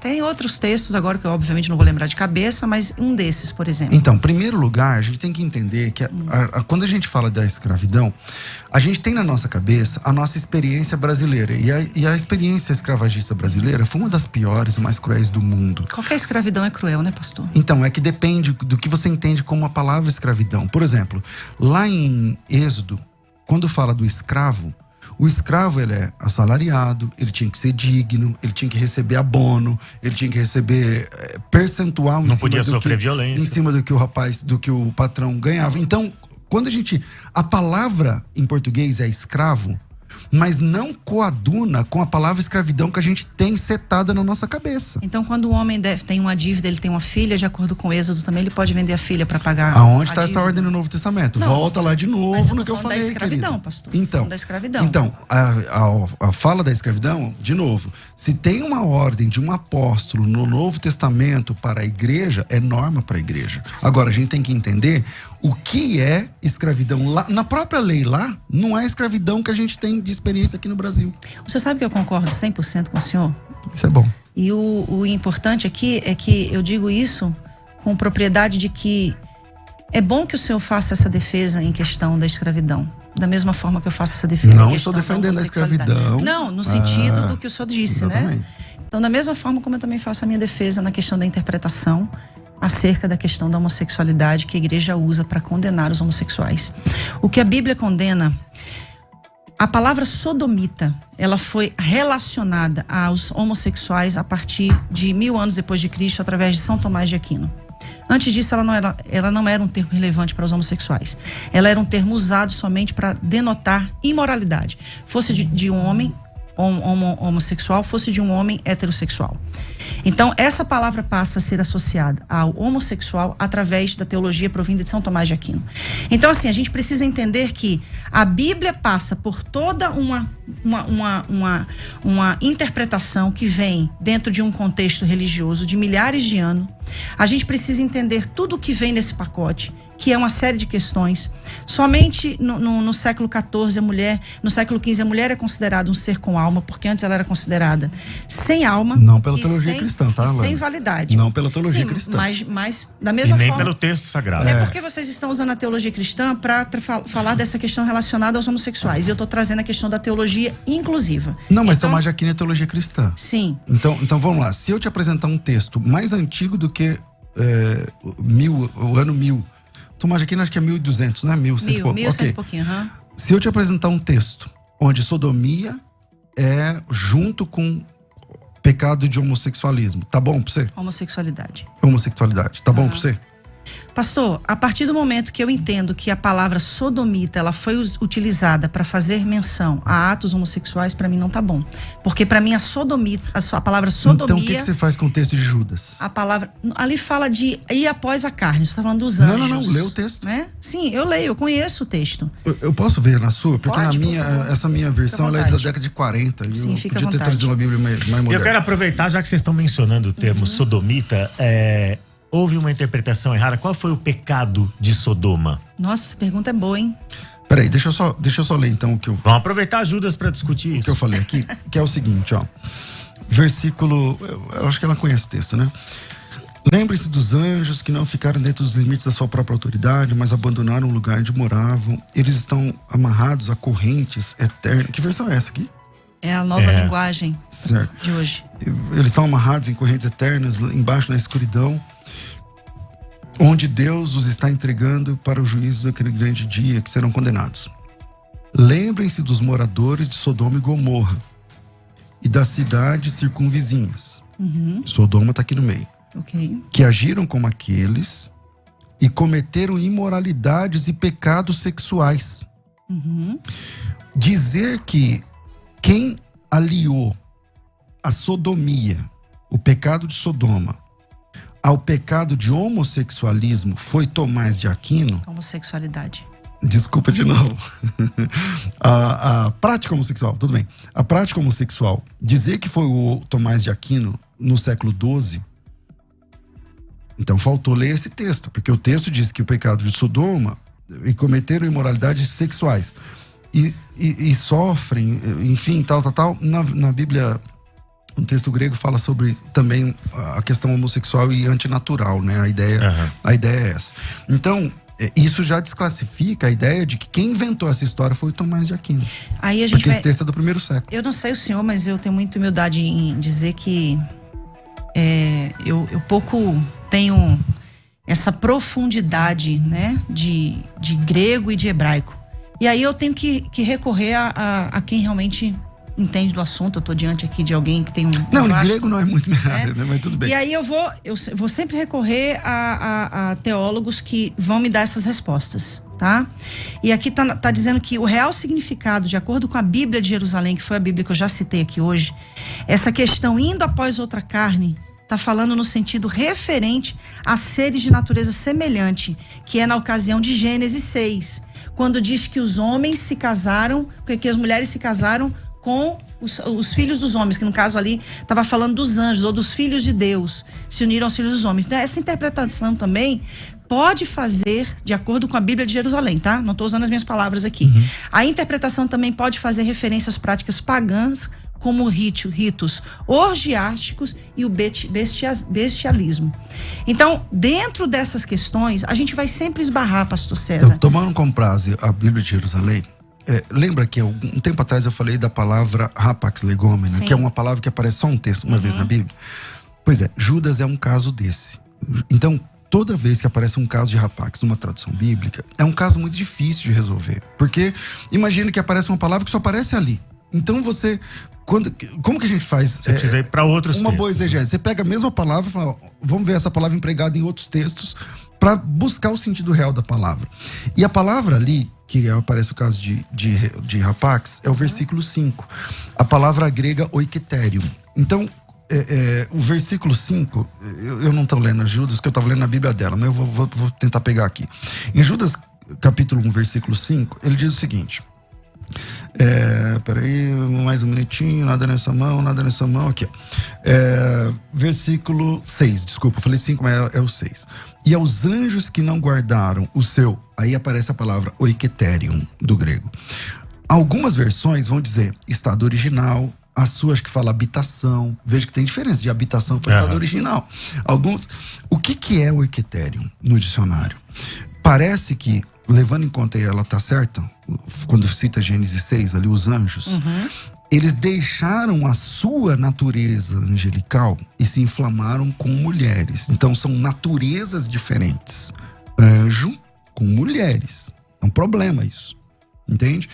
Aí no próximo versículo fala assim, ó, assim como Sodoma e Gomorra e cidades circunvizinhas, que havendo se corrompido igual àqueles anjos, e o que os anjos fizeram?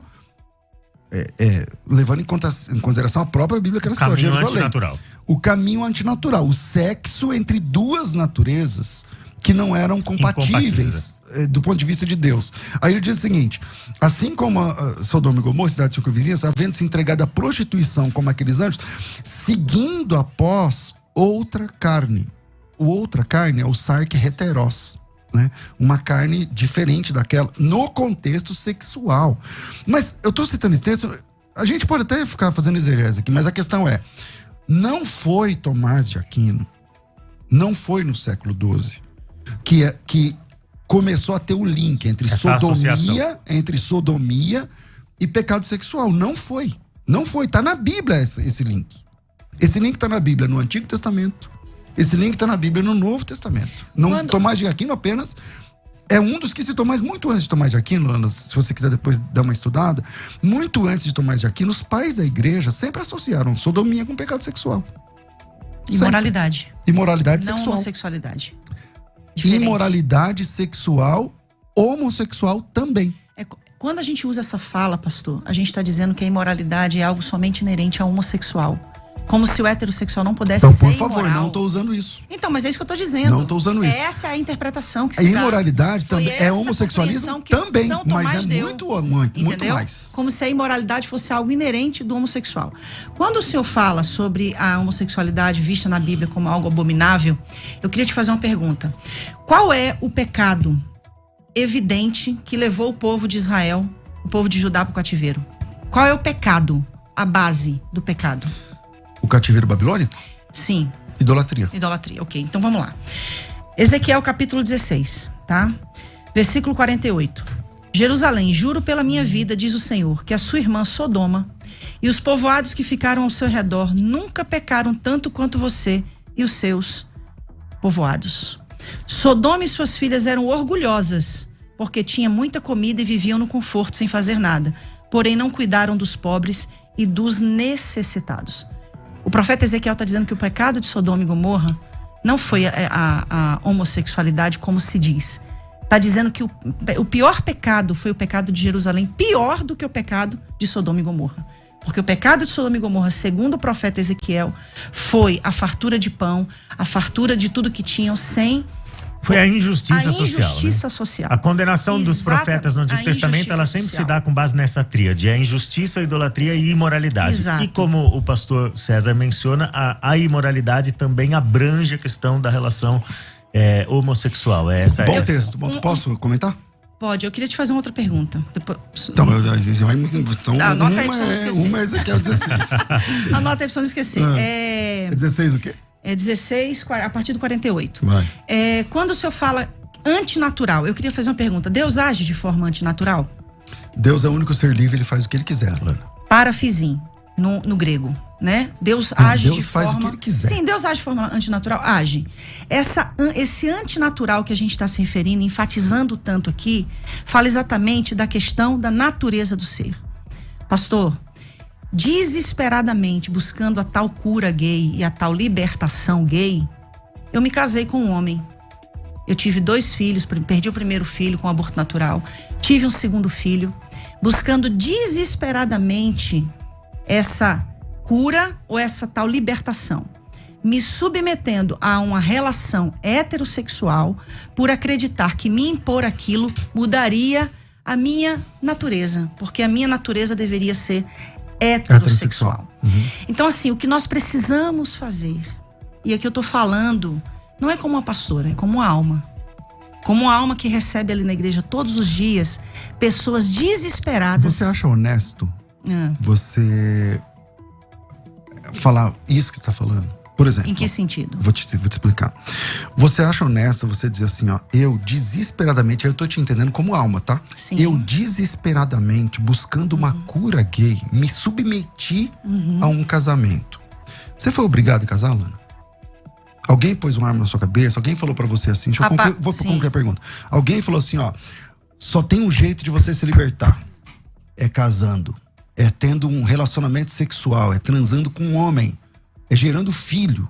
Alguém te falou. Porque se alguém falou isso pra você, esse cara estragou a tua vida. Ele é herege. Quem te obrigou a fazer isso? Porque se você foi obrigado, então eu mesma. Então livre, vamos lá. Vontade. Então não é honesto da sua parte. É honesto, desculpa sim, a sinceridade. Você disse assim, eu fui submetida. Não, você não foi submetida. Você quis. Às vezes você entendeu, lá no começo da sua vida cristã, você entendeu que falou, não, peraí. Então como eu passo um homem ou uma mulher na rua, eu olho pra mulher. E eu sou crente agora. Então eu não posso olhar pra mulher. Então, beleza, então eu vou lá casar com um cara, porque eu acho... Então você depositou sua esperança no casamento. Eu não acho honesto você falar assim, eu fui submetida, porque aí você é vítima. O senhor sabia que existem milhares de pessoas hoje que são submetidas a testes para cura do câncer com tratamentos que ainda não foram aprovados? Sabe o que elas estão fazendo? Agindo de forma desesperada. Eu estou fazendo uma analogia. Eu concordo com o seu desespero. Eu só acho que não é honesto você dizer que você foi submetida. Não, porque aí é um vitimismo, eu não tô dizendo, uma coisa que eu não sou é vítima, então, né? você quis casar, você sonhou com o casamento, você lá atrás. Não, eu nunca sonhei com casamento. Eu sonhei com Deus. Eu sonhei em ser aceita por Deus. Concordo. Entendeu? Então foi isso que a igreja me ensinou. Então, quando a igreja Mas não te obrigou, né? Não, jamais. Isso, jamais, exatamente. Com certeza, jamais. Pastor César, o que você acha que um cristão com orientação ou com impulso homossexual pode esperar de Deus e da igreja? Graça. Graça sobre graça o tempo todo. Porque ela esperava e talvez pelo ambiente, nesse sentido ela se sente induzida a acreditar de maneira errada, ou compreender de maneira errada, ela esperava que essa orientação, ou que esse impulso dela fosse extirpado, que ela fosse desnaturalizada nesse sentido, fosse extirpado e procurou os caminhos dela. Essa é uma expectativa realista de uma pessoa que se converte? Pode acontecer. Pode acontecer, cara. mas... Vamos lá, deixa eu responder a sua pergunta claramente. Existem pessoas que tiveram experiência, vivência homossexual. A Lana deve saber mais do que eu sobre isso, porque ela viveu isso. Você lembra, você foi uma das principais pregadoras do Brasil, cara. Você inspirou milhares de mulheres a pregar. Uhum. E eu acho que isso ninguém tira de você, foi muito legal. Agora, naquela época, eu não sei se você lembra do Joide. Você lembra do Joide? Sim. Lembra? Então, casos como o Joide faleceu, né, infelizmente. O Joide, ele foi um travesti, morou na Europa, não sei o que lá, tal. Cara, conhecia a esposa, os filhos, tal. Houve transformação. Casos como esse, ela deve conhecer mais do que eu, existem. Então, eu não posso dizer que não existe. Agora, eu reconheço que a luta na área da sexualidade deve ser terrível. Entendeu? Não é fácil. E o que o homossexual que quer buscar a Deus espera, já que esses textos que a gente está citando, condena aquela prática. Mas não é só essa prática. A Bíblia condena muitas coisas da nossa natureza. Muitas coisas da nuance natural do homem. Nós somos seres caídos.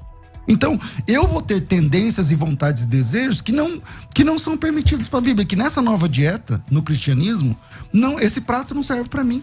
Então eu tenho que entender, buscar em Deus. E eu acho que é uma luta terrível, difícil pra caramba. A mesma coisa de outras pessoas que vêm de outros tipos de tendências. Na área sexual, em outro tipo de área. Agora, o que ele tem que esperar? Esperar em Deus, crer em Deus, servir. E não aconselho que faça o que a Lana fez. Eu acho que ela mesma não aconselha. Se você tá achando que a esperança da sua sexualidade é uma cura, esquece. Se você tá achando que a esperança da sua sexualidade é um casamento, esquece. Você vai estragar a sua vida e vai estragar a vida do cara ou da menina que você casar. Na realidade, o Joide e tantos outros, pra mim, é só um exemplo de sublimação. Você não pode mudar a natureza de uma pessoa. Mas será? Você não tá Você sublima, é diferente. Será que você não tá projetando sobre ele uma experiência que foi sua? Sublimar é o que eu fiz, por exemplo, durante quase 8 anos. Eu me converto ao evangelho e sublimo a minha sexualidade. Eu não a pratico. Então tudo aquilo que você falava era mentira? Não era mentira, era uma vontade de viver aquilo. Mas era verdade ou era mentira? Era verdade porque eu não estava praticando. Então, se era verdade lá... Mas não era verdade no sentido de eu ser mudada. Então, entenda comigo, filosoficamente. Se era verdade lá, então é mentira aqui. O que você está falando. Ou é verdade aqui, então era mentira lá. Porque se você fala uma coisa que eu não sei quantos anos faz, mas não quero aqui denotar as idades. Mas se há 20 anos atrás você falava X e agora você fala não é X, é Y, ou era mentira lá, ou é mentira aqui. Aí, pastor, nós vamos ter outro problema com Paulo, porque Paulo defendia a lei a ponto de matar os cristãos. E teve um momento que Paulo encontrou com Deus e Paulo diz o seguinte: quando Deus me deu uma visão, não consultei nem carne nem sangue, mas fui fiel à visão. O que isso tem a ver com o assunto? Paulo perseguia os cristãos e os matava. Mas ele não era cristão. Mas pastor, lá você era. Ele defendia a lei, é isso que eu estou dizendo. Então, beleza. Então você começou a ser cristã agora? Aí houve uma mudança radical de conduta no caso dele, né? Mudança de visão, é isso que eu estou dizendo. Cristã eu sou desde o dia 12 de dezembro de 1995, quando eu me converti. Agora, o fato de hoje eu ter uma visão sobre a minha orientação sexual diferente do que eu tinha antes... Não, tá tudo bem. Tá tudo bem, só que então você tem que assumir o risco, porque o boleto chega. Qual que é o boleto? Tá bom, o que você falava lá tá certo? Ou o que você fala agora tá certo? Porque você falava coisas diferentes. O que você falava em 90 e poucos que você falou, não é o que você tá falando agora.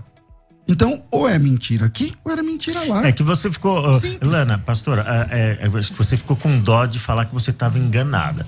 Porque as 2 vezes que eu perguntei pra você se você estava enganada, você falou, não, eu acreditava desesperadamente. Isso. Mas se eu acredito desesperadamente, ou por causa de pressão do grupo, ou por causa de um anseio, de uma expectativa meu, não deixa de ser um engano, né? A melhor pessoa pra falar sobre isso sou eu mesma, claro. Tá bom? Então vamos lá. Vocês falam dentro de uma perspectiva externa. Eu falo dentro de uma perspectiva interna, ok? Então, tudo que eu fiz, não foi só o casamento. Foi cura interior, foi libertação, foram longos processos de jejum, foram subidas ao monte. Ministério foi chamado. Ministério não tem nada a ver com a minha sexualidade, né? Então, assim, Quando eu venho a um casamento, vivo a maternidade, tudo isso eu vivo nessa busca, como tantas outras situações pelas quais eu me predispus a fazer, não fui obrigada a nada. Eu me predispus porque eu cresci dentro de um contexto onde eu fui ensinada que o fato de eu ser quem eu era ia me levar ao inferno. Eu amo a Deus e não quero ir ao inferno, então faria tudo o que fosse necessário para mudar, como fiz. Naquele contexto era a minha verdade. Ok? No grego, quando a gente pega lá João capítulo 1, versículo 1, quando João fala do verbo, essa palavra verbo está lá, davar. Davar fala de verdade e realidade. Naquela época, era a minha verdade, a minha realidade. Era a minha realidade. Hoje, a minha verdade e a minha realidade é compreender que eu nasci assim e eu louvo a Deus por nascer assim. Mesmo porque eu entendo que hoje o meu chamado é uma voz para alcançar tantos outros iguais a mim que acreditam que não são amados e aceitos por Deus. Então, o que eu quero trazer aqui hoje é, a minha verdade hoje é essa. Eu mudei de ideia, mudei como Paulo mudou, mudei como Pedro mudou quando vi um lençol descendo e Deus dizendo para ele, come, mata e come. Não porque é impuro. Você não vai dizer que é impuro aquilo que eu santifiquei. Então mudei de ideia como Pedro mudou, mudei de ideia como Paulo mudou. Então com essa resposta você está anulando aquilo que estava atrás. Não, pastor, mas aquilo lá atrás foi lá atrás, como foi lá atrás com Pedro, então, como mas foi lá nós atrás não com estamos Paulo. lá atrás, nós estamos em 2021, chegando agora, então 2021, 30 minutos. Já vou terminar. Caramba, de novo já chegou. Atos 15, conselho em Jerusalém. E aí? Para ser aceito tem que ser circuncidado ou não? A igreja toma uma decisão, gente. Era uma questão de lei, mas vem uma mudança. A igreja sempre vai precisar passar por mudança. E uma coisa que vocês, nem ninguém vão poder impedir. Deus está promovendo uma nova reforma. E essa reforma vai vir, quer vocês queiram. Quando eu falo vocês, eu não falo afrontando, tá? Eu falo no sentido que a igreja queira, que ela não queira. Porque assim como aconteceu a reforma protestante, está acontecendo uma nova reforma hoje. E essa reforma, sabe por quê? Quando Deus chamou a mim e a Rosana, ele foi enfático em falar conosco, dizendo assim, estou levantando vocês para fazer a última colheita antes do arrebatamento. Sabe o que Deus disse? Eu vou buscar a igreja e não aceito que vocês fiquem de fora. Então nós assumimos essa responsabilidade. Todos os dias estamos debaixo, sim, de opressões, de xingamentos, de maldições. E eu lamento muito por esse evangelho que, ao invés de promover o amor, promover essa graça de aceitação a todos, rechaça, exclui. Sabe qual é a nossa maior dificuldade hoje, pastor Léo? Pastor César? É evangelizar um gay no meio da rua. Primeiro a gente tem que, na hora de evangelizar, ele dizer que a gente é gay, para ele então aceitar ser evangelizado. Porque eles estão tendo repúdio pelo evangelho. Porque a linguagem que é pregada é uma linguagem de violência, é uma linguagem de exclusão, de marginalização. Então, nós assumimos um lugar que eu estou disposta a morrer nele, se for necessário, para que outras pessoas sejam alcançadas e milhares de vidas sejam salvas. A minha primeira fala, Léo, eu vou voltar nela lá atrás, né? Lana, você se sentiu, da minha parte... Não, pastor, jamais, de forma alguma. Algum discurso de violência ou coisa do gênero? Jamais. Porque... Inclusive, quero dizer que gostei muito do senhor pessoalmente. Então, a questão é a seguinte, cara. O cristão verdadeiro, ele vai enxergar um homossexual como uma alma, como qualquer outra. Vindo do pecado como qualquer outra. Como todo mundo. Deus, ele não aceita a gente como a gente é. Gente, isso é evangelho. Isso é evangelho. Concordo. Entendeu? Mas ele recebe todo mundo do jeito que tiver. Ele não aceita a gente como a gente é. Mas ele recebe. Mas recebe. Ele recebe aceitou você. A sua sexualidade? Nesse caso, a minha sexualidade não estava contra a vontade de Deus. Então, pra mim, a minha luta foi ser monogâmico. A minha luta foi... Ou seja, a sexualidade dele também não foi absorvida integralmente no pacote, né? Ele teve que renunciar Jesus alguma falou coisa. Assim, Lana, Jesus falou assim, Lana. Não é a sexualidade, é o caráter, é o ser humano como um todo. Não, então, mas o que você chama de caráter... Por exemplo, você acabou de defender o bissexual. Então o bissexual... E aí você viu que você ficou sem resposta? Não. Porque o bissexual... Não. Qual o momento? Então vamos lá, vou te lembrar então. O bissexual tá aqui, o João. Ele gosta de fazer sexo com homens e gosta de fazer sexo com mulheres, no plural. Aí esse cara conhece a fé. Sim. Na minha opinião, na minha visão da Bíblia, esse cara tem que abandonar essa questão. Ele vai viver sexualmente. assexuado? Não. Ele vai casar com uma mulher e acabou. Aí, a vida dele é a vida monogâmica. Já que ele é um bissexual e não tem repulsa pelo sexo oposto. Você também defendeu que esse cara tem que ser monogâmico. Mas você defendeu assim. Então, vou te chegar lá. Você defendeu que o João também tem que ser monogâmico. Só que você diz assim, no seu caso, ele tem que escolher um homem ou uma mulher e ficar com ele até o fim da vida. Sim. Aí eu disse, nesse momento ele parou de ser bissexual. Aí você disse, não, ele fez uma escolha. Então ele parou. Não, ainda dei um exemplo. Vocês, antes de se casarem com a esposa de vocês se apaixonaram por outras mulheres, mas vocês fizeram uma escolha. Nesse momento, e a vocês escolha foi ficar só com essa. Então acabou. A escolha de João foi ficar só com esse ou com essa. Então acabou. Ele parou de ser bissexual aí. Mas fez uma escolha, pastor. Exato, mas acabou. Aí tá dentro de uma questão de caráter. Entendeu? Literalmente, porque, por exemplo, o fato de eu ser homossexual não significa que eu não tenha desejo por outras pessoas, por outras mulheres, mas eu fiz uma escolha, e a minha escolha é a minha esposa. Quase 20 anos de história. Ou seja, tem renúncia aí então, também, tem né? renúncia também, agora, gente, eu acho que ela apresentou bastante bem a perspectiva tanto da comunidade LGBT cristã, QIA+. Eu nunca consigo me atualizar o suficiente em relação a isso. Quando você tá acostumando com uma, mas cabe, pastor César, aí eu vou perguntar para você, a gente tem que encerrar, né? Então eu vou perguntar para você, cabe em algum momento, que eu quero ver essa perspectiva da igreja que ela chamou de clássica, de fundamentalista e tudo mais, né?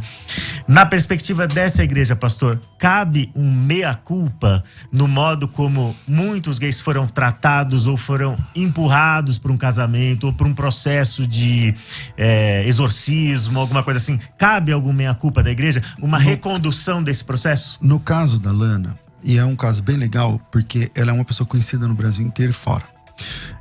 Ela mesma disse que ela não foi obrigada a casar.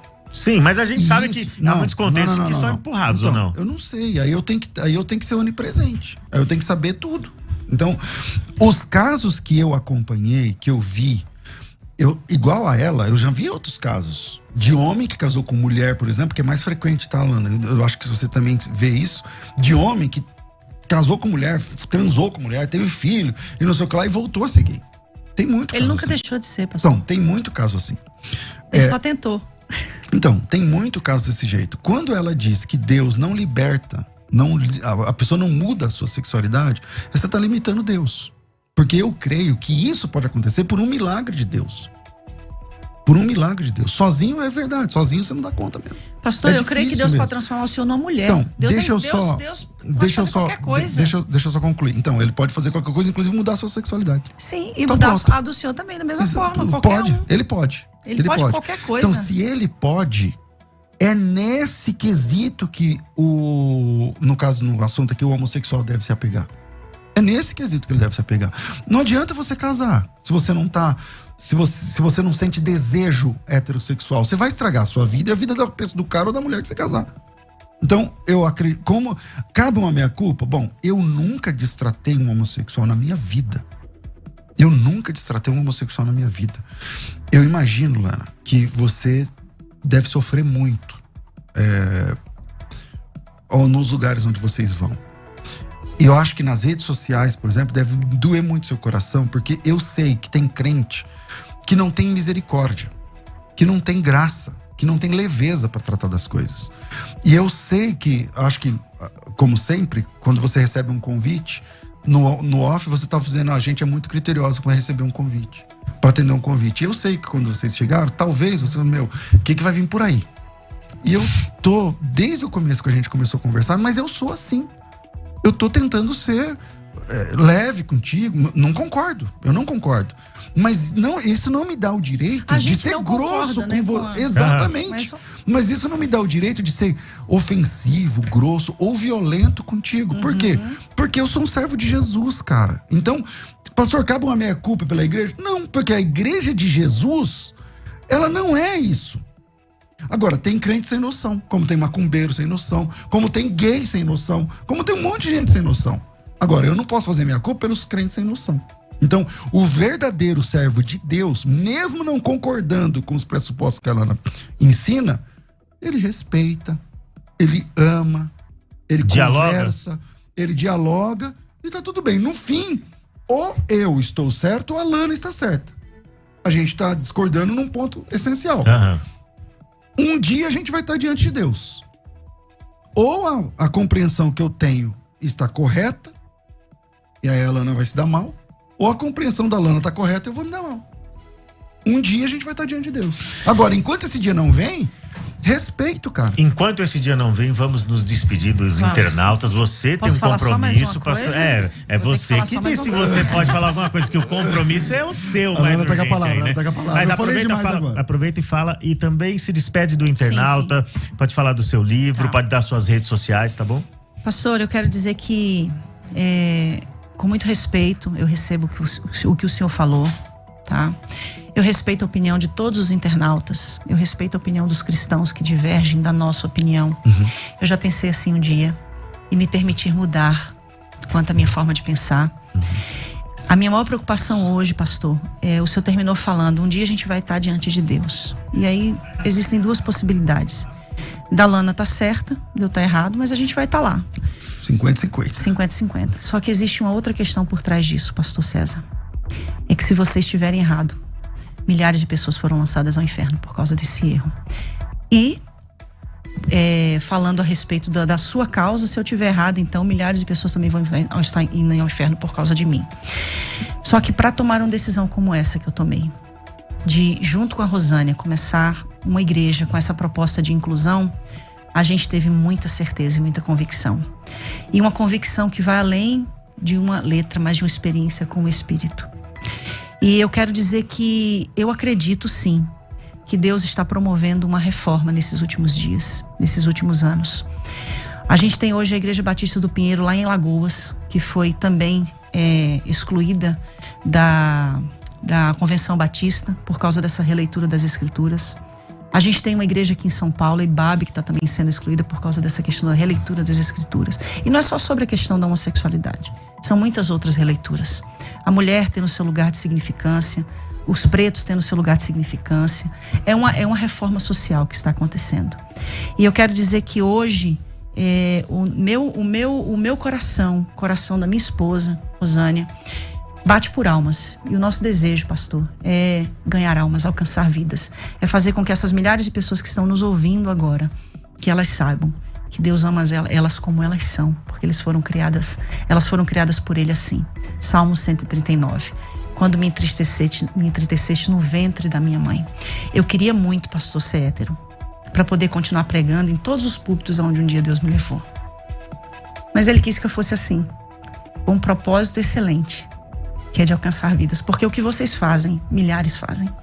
O que nós fazemos, poucos têm coragem, mesmo sendo gays. E a gente está aqui para dizer que existe um lugar no céu para essas pessoas. Eu quero agradecer a oportunidade e quero falar do livro que a gente está lançando. O lançamento foi ontem, Casamento em Construção. Não existe em nenhum lugar do mundo um livro com um teor desse, porque fala da família homoafetiva. Nós temos milhares de livros para casamentos heterossexuais, para famílias heterossexuais. E eu quero fazer aqui, uma alusão a esse livro com a seguinte palavra: a todas as famílias da terra, acerca das quais Deus declarou que seriam benditas. A minha família é bendita. Especialmente aquelas que ao longo da história foram invisibilizadas, silenciadas e esquecidas, mas que hoje, pela fé e pela lei, têm a sua existência garantida. É só um direito de existir, um direito de ser e um direito de alcançar essa graça, ao qual a Bíblia diz que é para todos e ao qual Pedro termina dizendo: reconheço, pois, que Deus não faz acepção de pessoas. Amém? Muito obrigado, amém. Muito obrigado, Lana. Obrigado por participar desse debate, por se dispor a vir conversar sobre esse assunto que é tão delicado e que te expõe bastante, né? Muito obrigado. E agora, pastor, se despeça também aí, suas considerações finais aí, se despeça dos nossos internautas. Obrigado. Desde o começo estou aqui cheio de dedos, né? Para ver se eu não quero ser desrespeitoso, não quero ser nada. Mas foi um papo interessante, vi sinceridade, né, um coração sincero, e é muito legal a gente conversar baseado na sinceridade. Eu imagino o sofrimento e meu coração está com essas pessoas que sofrem. Eu acho que o papel da igreja é essa missão de evangelizar homossexuais. Eu acho que é papel da igreja, sim. A igreja tem que receber essas pessoas, acolher essas pessoas, pregando o evangelho que transforma homens. Assim como pessoas, assim como todas as pessoas, é a missão da igreja.